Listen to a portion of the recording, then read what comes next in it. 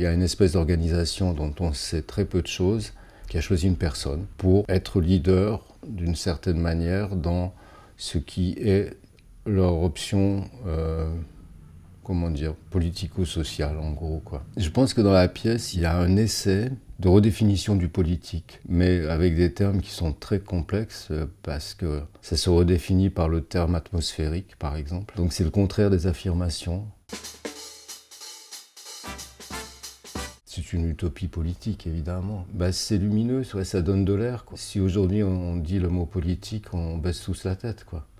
Et la pièce, elle nous aide à regarder en face, mais gentiment. Il n'y a pas d'idéologie dedans, il n'y a rien. C'est simplement une utopie, comme quoi la politique, ça pourrait être atmosphérique. Ça fait souvent penser au livre de François Julien qui s'appelle justement L'éloge de la fadeur. C'est une proposition, elle est poétique presque. Elle est utopique et poétique. Elle a une entière confiance dans le mot collectif. Il n'emploie jamais vivre ensemble, tout ça, on laisse de côté ça.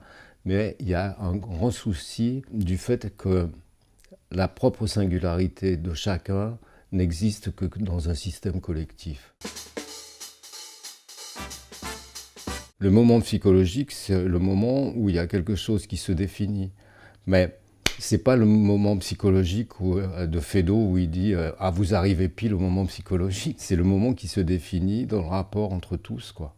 Mais juste à ce moment-là. Et ça ne veut pas dire que c'est les entités psychologiques de chacun qui déterminent ce moment-là. Le théâtre, c'est l'apprentissage de l'autre, en fait. Et donc, si on apprend l'autre, si on apprend à être avec l'autre, pas forcément ensemble, mais avec, ça permet de voir le monde et peut-être de l'organiser d'une certaine manière.